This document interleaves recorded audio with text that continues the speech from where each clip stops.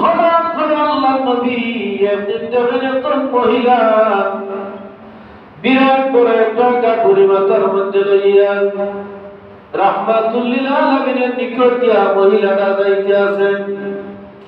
আল্লাহ নবীর পরিচয় গোপন করে মহিলাকে বলেন, মা গো, তুমি কোথায় যাইবা? কোন জায়গার মধ্যে তুমি যাইবা?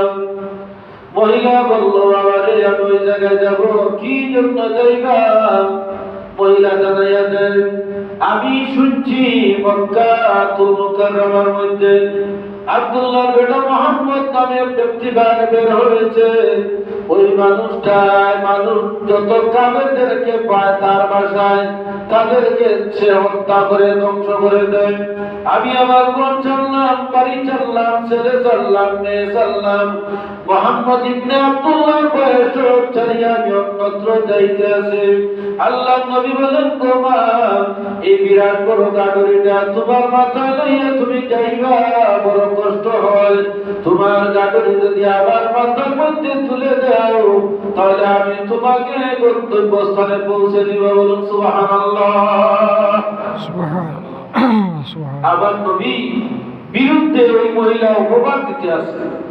এরপরেও নবী বলেন, তুমি বৃদ্ধ মহিলা, তোমার গাড়িটা তুমি আমার কাছে দাও, আমি তোমাকে গন্তব্যস্থানে পৌঁছে দিব।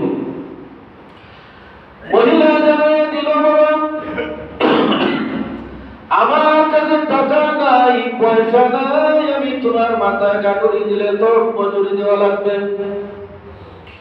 আল্লাহ নবী বলেন, না, কোনো মজুরি দেওয়া লাগবে না, বিনা মজুরিতে আমি তোমাকে গন্তব্যস্থানে পৌঁছে দিব। মহিলা গাড়ি মাথায় দিল, আল্লাহ নবী গন্তব্যস্থানে পৌঁছে দিলেন।